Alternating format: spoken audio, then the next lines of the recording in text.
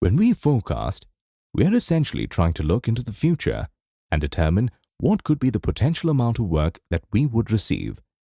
After forecasting, John needed to calculate the number of people or resources that are required to handle the volume of incoming work. But he seemed to have made a mistake. Click Next to learn how he should have calculated staffing requirements.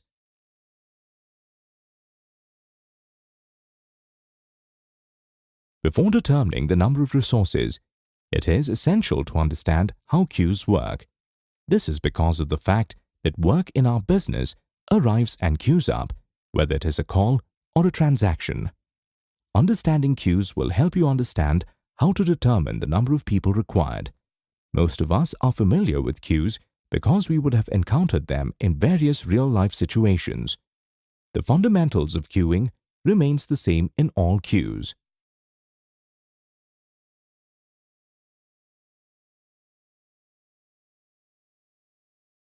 Let us go back to City Cinemas, where Pete and his team had gone to watch a movie. Here, work refers to the people arriving to purchase tickets at the ticket counters. The ticket counters need to be adequately staffed so that customers can be served quickly.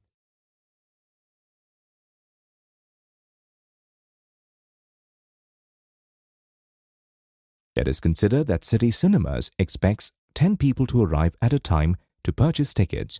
That is, there are 10 people in the queue on an average. Consider that the ticket vendor takes about 3 minutes on an average to complete the transaction, and the manager of City Cinemas decides that it is not appropriate to make the customers wait for more than 7 minutes on an average before reaching the ticket counter. So, how many ticket counters should be open for customers?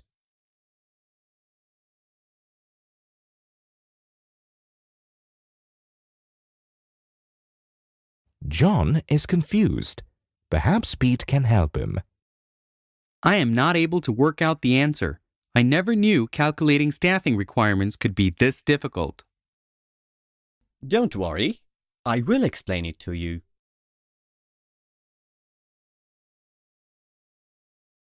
Let us consider there is only one ticket counter which is open for business. Therefore, the first customer does not have to wait as she is already at the counter. The second customer has to wait for about 3 minutes because that is the amount of time the ticket vendor takes to complete the transaction.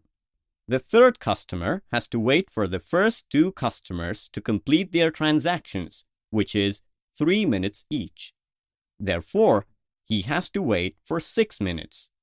The fourth customer has to wait for 9 minutes because it takes 3 minutes each for the first 3 customers, and so on.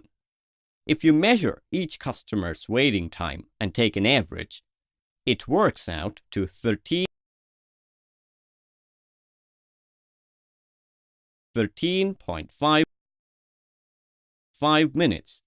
However, our requirement is 7 minutes. Therefore, one ticket vendor is not enough.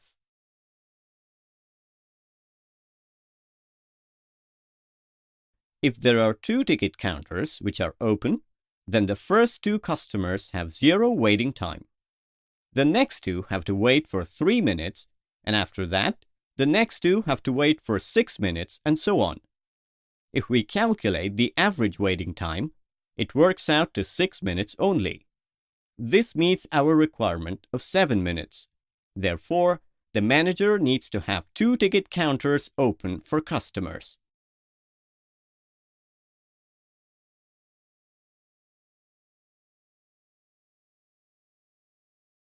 Ah, Now I understand why we had to wait that long in the queue. Yes, that's why I commented that it is a problem of workforce management. Now let me share some more situations and you try answering my questions. Let's say that the ticket vendors are not as productive as they should be. They are now taking 4 minutes instead of 3 minutes to sell each ticket. The first two customers wait for 0 minutes each. Enter the time for the remaining customers and calculate the average waiting time. Click Next to view the answer.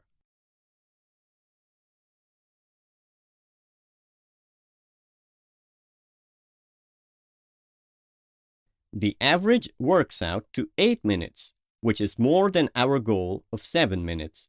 Therefore, we now need to staff more than 2 people.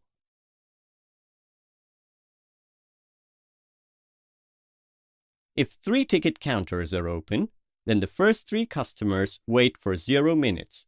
The next 3 wait for 4 minutes each, and so on. The new average is now 4.8 minutes, which is less than our target of 7 minutes. What this means is that if employees become less productive, then we need more people to process the amount of work in the queue.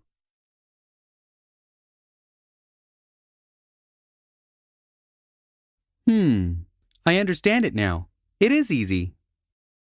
Let us discuss some more situations. Here's another situation. Let's say that more people come in than expected and the average length of the queue is 15 people instead of 10. Let's say that the ticket vendors are hard workers and take just 3 minutes per transaction. The average waiting time for all the 15 customers is 9.8 minutes. Again, this does not meet our target of 7 minutes. Therefore, we now need more ticket vendors.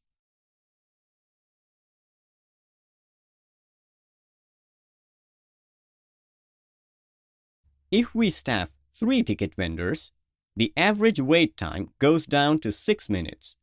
What this means is that if more work arrives in the queue than what we had estimated, we could be short-staffed and will therefore need additional staff to manage the incoming volume.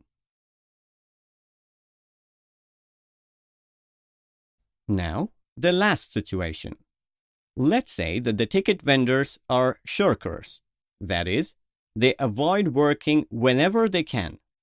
They take breaks after serving every 2 customers, and each break lasts for 2 minutes. We are getting our usual 10 customers in the queue, and the ticket vendor takes 3 minutes to serve each customer. If this happens, then the first 2 customers have 0 waiting time. The next 2 have to wait for 3 minutes. However, the 5th and the 6th customers, who would have usually waited for 6 minutes, now have to wait for 8 minutes. They wait for 2 extra minutes because the ticket vendor had to take breaks. The 7th and the 8th customer waits for 11 minutes, and the 9th and the 10th customer waits for 16 minutes.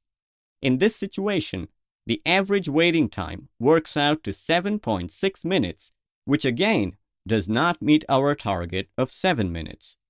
Therefore, we need to hire 1 more person. Assuming he too takes breaks in the same manner, the average waiting time comes down to 4.4 minutes.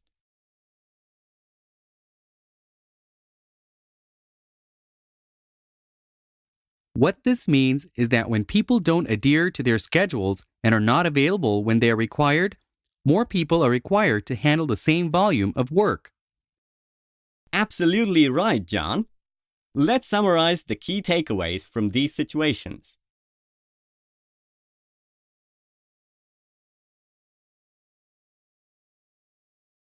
In order to calculate the number of ticket vendors, 3 pieces of information are required. Number of customers you expect at a time, the average time taken by a ticket vendor to sell the ticket, say ticket processing time, and desired waiting time of the customer, that is, the service level. Without these, you will not be able to accurately calculate the number of ticket vendors you need. In order to ensure that the average waiting time of the customer stays within the desired limits, 7 minutes in this case, you need to maintain two things: the average ticket processing time by each ticket vendor and the number of customers in the queue.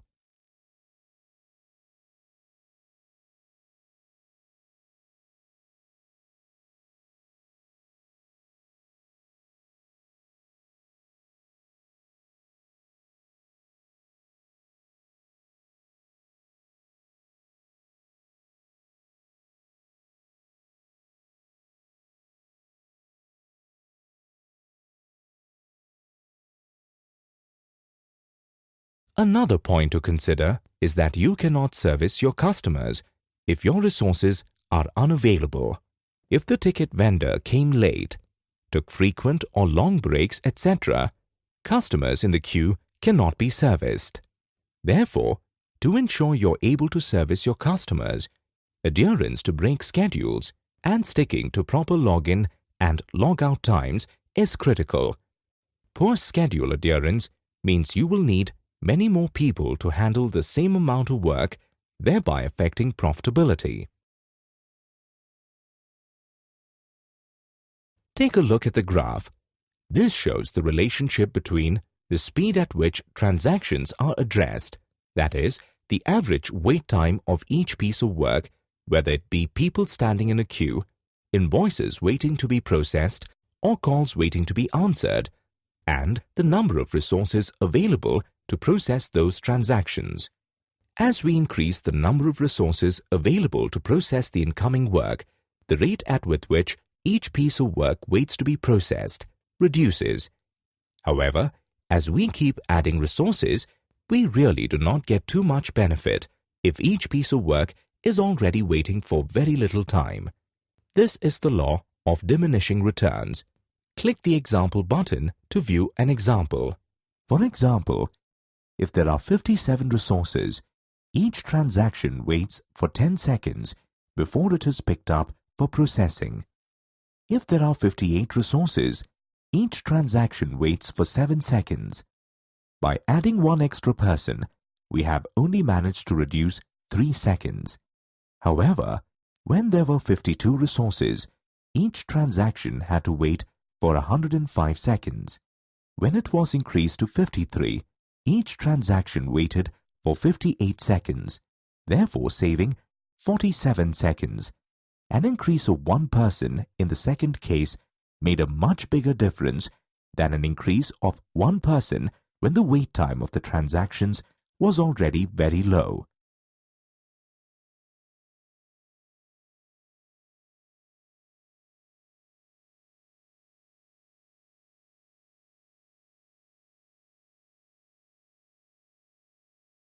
John, here is an interesting question that you will get to hear at work.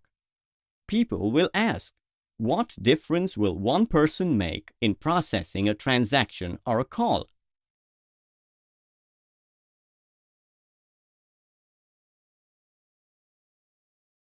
This is a common question asked on the operations floor. Listen to Pete's answer.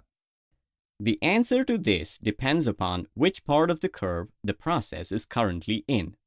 If the service level, or the waiting time of transactions, is already very good, then each additional person does not make too much of a difference. But if the service level is not in good shape, that is, if the process is short-staffed, then each additional person makes a very big difference.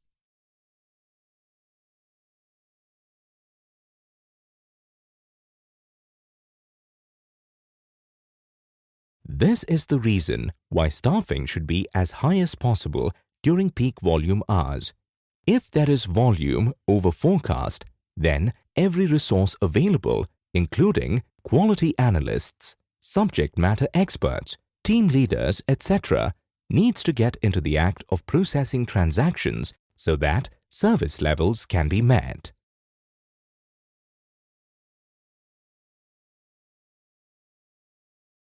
As the workload increases, due to higher than forecast incoming volume of work, poor schedule adherence, low staff availability, or low productivity, the existing staff will experience a much higher occupancy.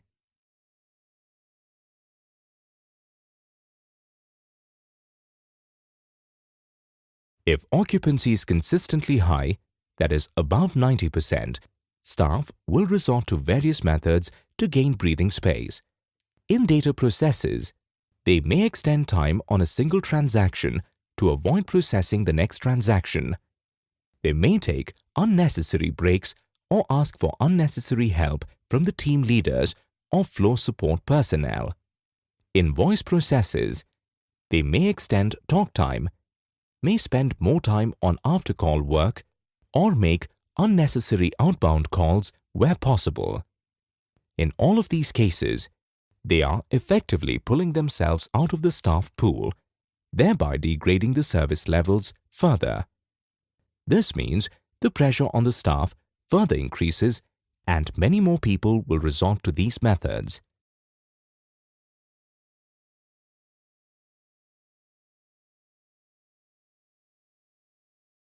This downward spiral can only be arrested by keeping a hawk's eye on the performance of staff during times when volumes are high or there is shortage of staff.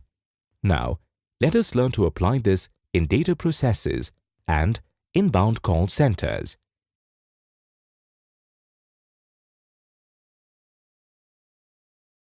In the movie theater example, the customers were the work, but in a data process, the transaction is the work. Transactions could be invoices, insurance claims, mortgage documents, etc. The equivalent of the average time to sell a ticket is the average processing time for a transaction. The average wait time of a customer is the average wait time of the transaction.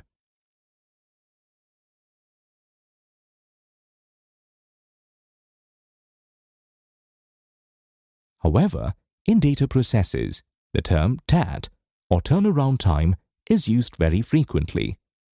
Turnaround time is equal to the waiting time of the transaction plus the processing time of the transaction.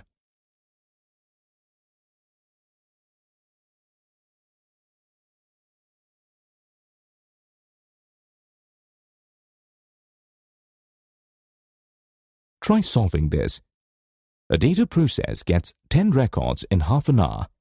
The rate per hour is 20 and turnaround time required is 6 minutes. How many resources are required?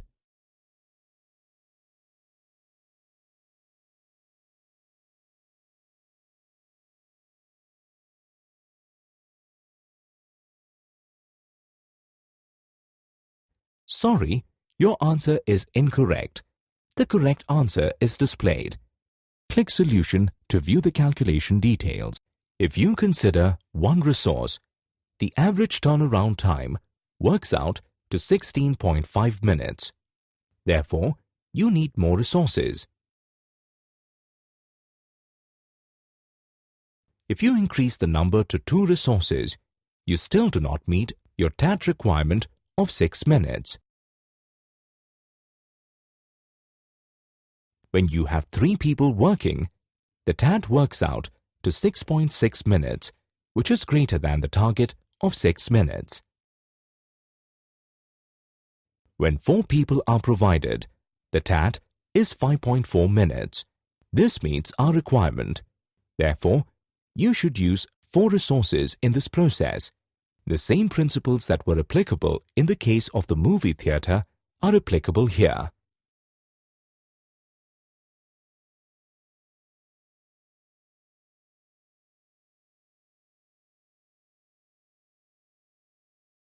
In inbound call centers, the customers in the queue at the movie theater is equal to the number of calls in the queue. The average ticket processing time becomes the average handle time, or AHT. The average wait time for the customer becomes the average speed of answer, or ASA.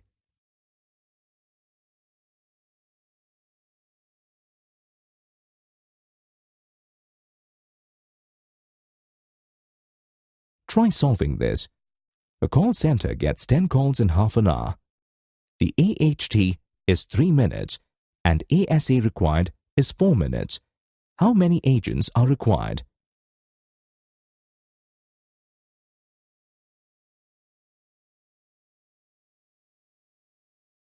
Sorry, your answer is incorrect. The correct answer is displayed. Click Solution to view the calculation detail. If you consider one agent, the ASA is 13.5 minutes, but it does not meet the target. If you consider two agents, the ASA is 6 minutes, but it does not meet the target.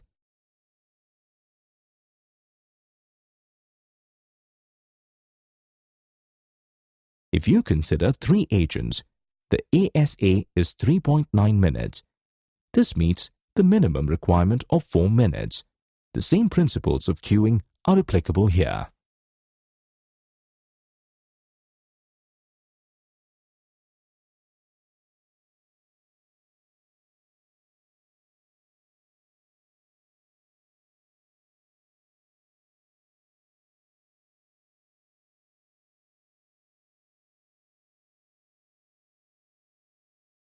Pete, in the methods that you shared, we get the approximate number of agents.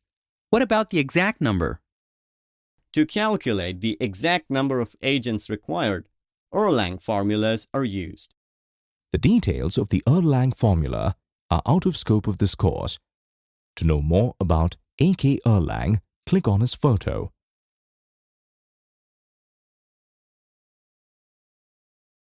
Erlang was a Danish mathematician who worked for the Copenhagen Telephone Company in the early 1900s. He created a set of formulas, the Erlang B, Erlang C, etc., used to calculate staffing. These formulae are complex and are best used through computers. In order to use them manually, Erlang had created a set of lookup tables. The Erlang formula is more accurate as it takes into account a certain arrival pattern of the work.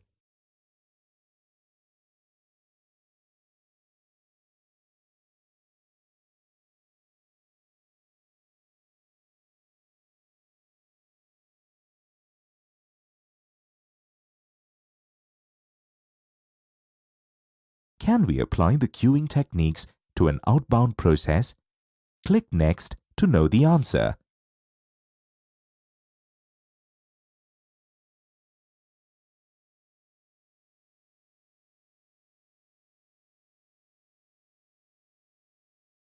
To find the answer, let us take the example of Alex, who is a Zeus salesman and is located at the Zeus store. His job is to convince people to sign up for Zeus postpaid plan.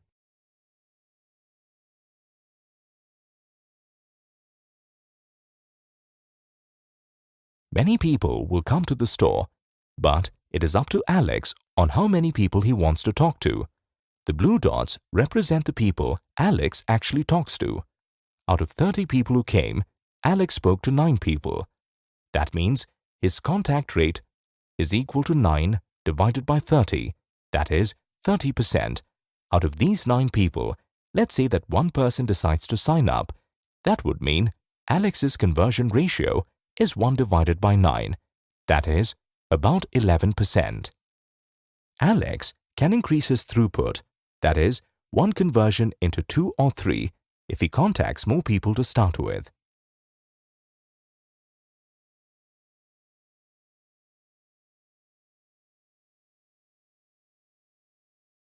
Let's consider that 90 people come to the store.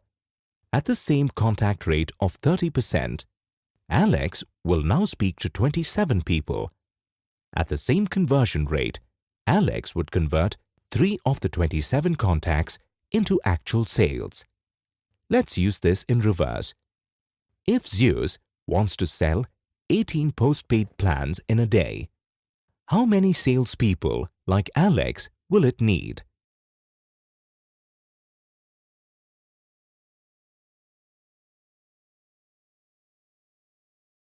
The answer is very simple.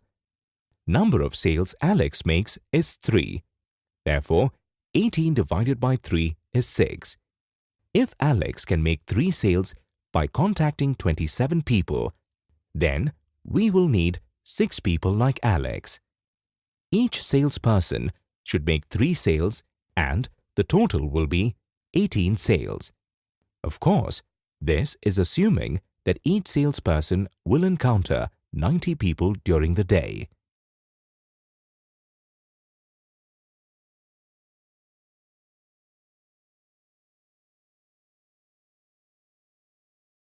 Let's make the situation at Zeus a little more interesting.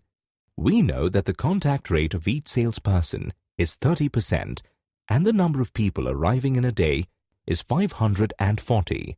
That is, 90 multiplied by 6 is equal to 540. The conversion rate is 11.11%. If all the 6 people took a 3-hour break, what would be the loss of sales?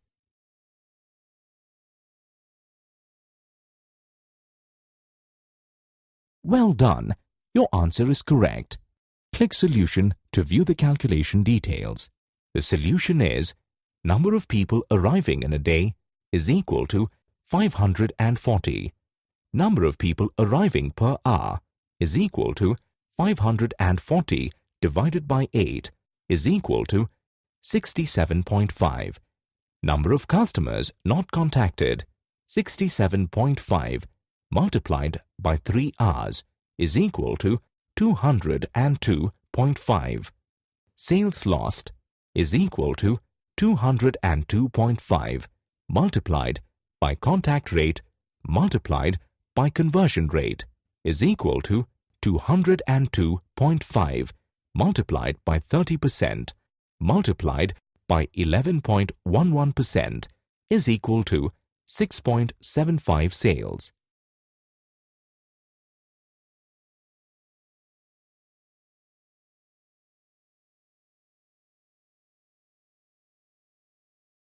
Let's make the situation at Zeus a little more interesting. We know that the contact rate of each salesperson is 30% and the number of people arriving in a day is 540. That is, 90 multiplied by 6 is equal to 540. The conversion rate is 11.11%. If all the 6 people took a 3-hour break, what would be the loss of sales?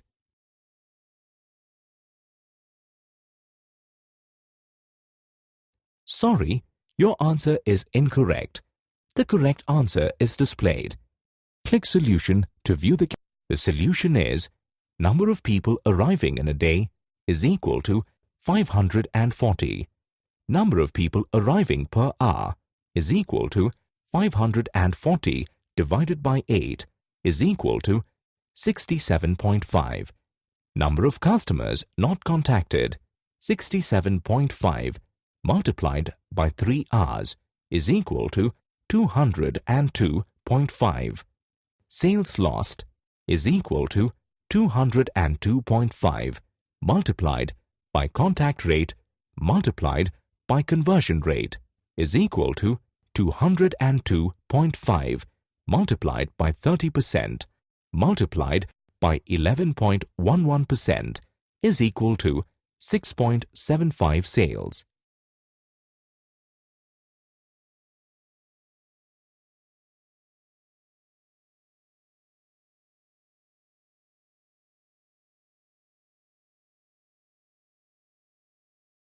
Now, how many people will you hire in order to make up for the lost sales?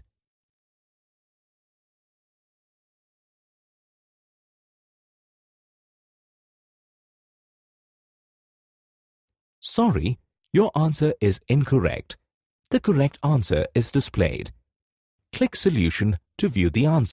To make up for this, you need to hire at least 3 more salespersons. The first and second additional person will make 3 sales each. The third will also make 3 sales, which will bring the total to 9 additional sales, which is greater than 6.75, which was the minimum.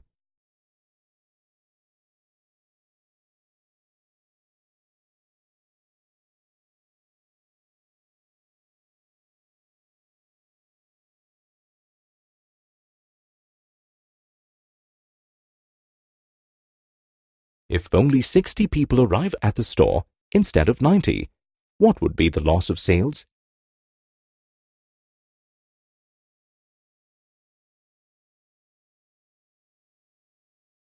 Sorry, your answer is incorrect. The correct answer is displayed. Click Solution to view the calculation details. The number of opportunities for sale is equal to 60 multiplied by 6 salespeople is equal to 360. Sales made that day is equal to 360 multiplied by 30% multiplied by 11.11% is equal to 12 sales. Therefore, sales lost is equal to 18 minus 12 is equal to 6. To make up for these sales, we need to hire more salespeople to be available at other stores.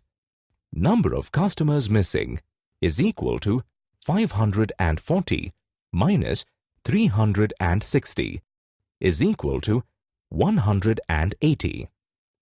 Number of customers per salesperson is equal to 360 divided by 6 is equal to 60. Number of extra salespersons required is equal to 180 divided by 60 is equal to 3.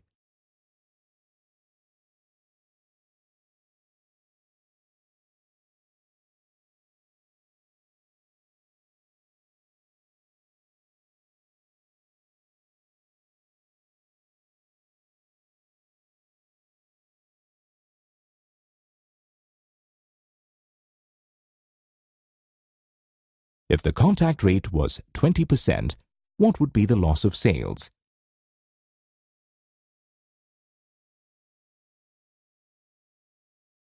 Sorry, your answer is incorrect. The correct answer is displayed. Click Solution to view the calculation details. Sales made that day is equal to 540 multiplied by contact rate multiplied by conversion rate is equal to 540 multiplied by 20% multiplied by 11.11% is equal to 12 sales. Therefore, sales lost is equal to 18 minus 12 is equal to 6. To make up for these sales, we need to hire more salespeople to be available at other stores. Sales made per salesperson is equal to 90 people multiplied by 20% multiplied by 11.11% is equal to 2 sales. To cover up 6 lost sales, we therefore need is equal to 6 divided by 2 is equal to 3 more salespersons.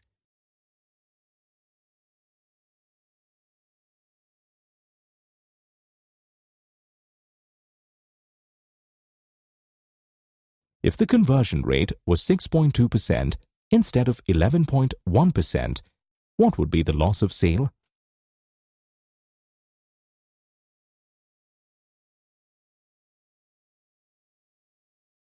Well done. Your answer is correct. Click Solution to view the calculation. Sales made that day is equal to 540 multiplied by 30% multiplied by 6.2% is equal to 10 sales. Therefore, sales lost is equal to 18 minus 10 is equal to 8.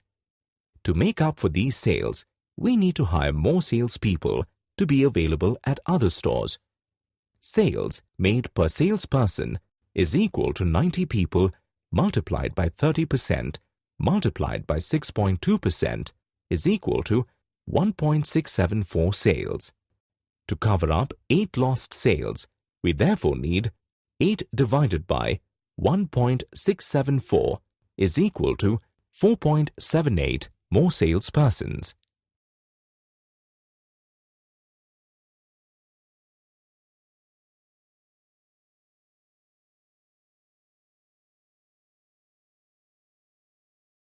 Let me summarize. The staffing in an outbound process will depend upon the number of calls made, the contact rate, conversion rate, and the number of hours of work by the team member.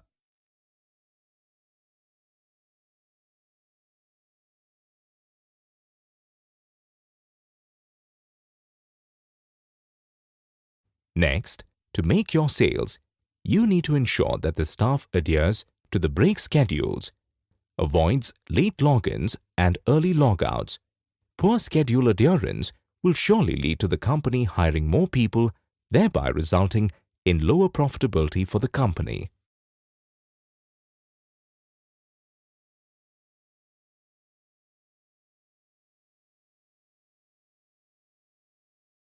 Finally, if you need to maintain your sales levels, the two key elements, that is, contact rate and conversion rate, needs to be maintained at healthy levels. Here again, poor performance will result in hiring of more people, thereby affecting profitability.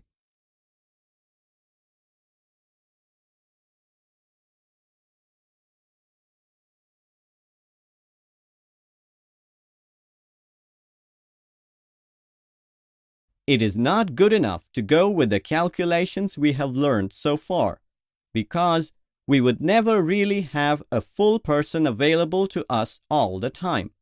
For example, in a normal day, people will take breaks, attend meetings, etc. Therefore, they will not be available for work all of the time. We need to determine this loss, which is termed as shrinkage. Click Next to know more about shrinkage.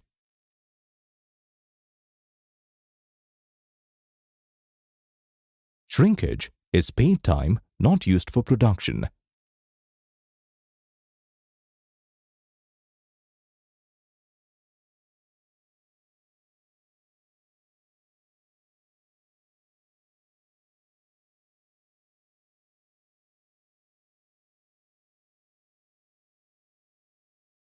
Take a look at the table. On the first column, we can see the various categories under which paid time is lost. For example, people are entitled to paid vacation, paid breaks, scheduled holidays, example, government-mandated holidays, etc. They may also be involved in non-production related work such as meetings, or they may not be on the computer or not on the phone doing their core job. There is also a certain amount of unexplained time, which refers to time that is lost but cannot be attributed to any particular activity.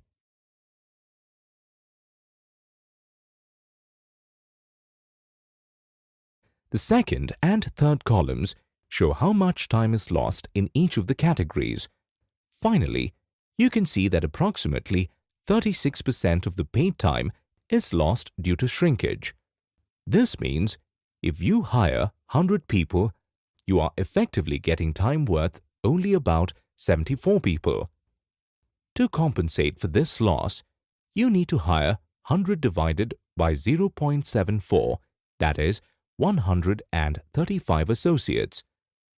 The more you control shrinkage, the lower will be the number of people you need to hire, and higher will be the profitability.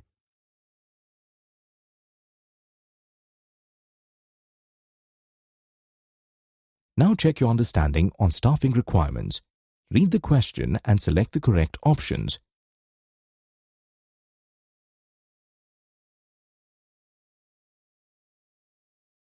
Well done! Your answers are correct.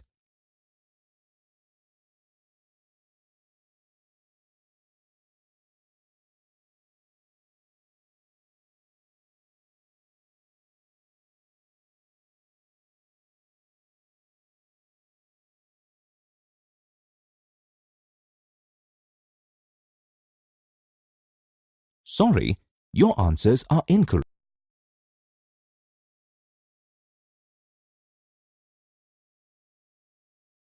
Your answers are incorrect again. The correct answers are displayed.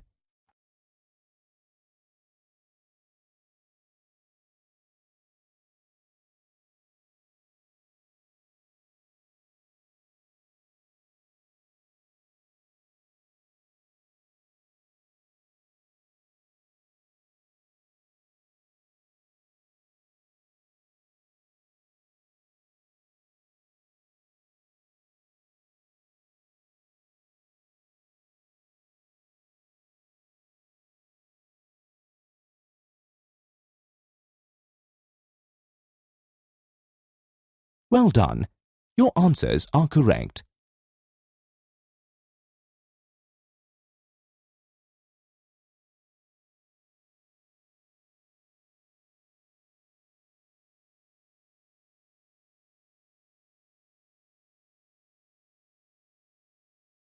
Pete, that was really good. It is now an easy job for me, but I think I need a recap of the key points as there was a lot to learn in this phase. Sure. Click Next to view the summary. In this module, you learnt that to calculate the number of ticket vendors, you need to know number of customers, ticket processing time by each ticket vendor, average wait time of the customer.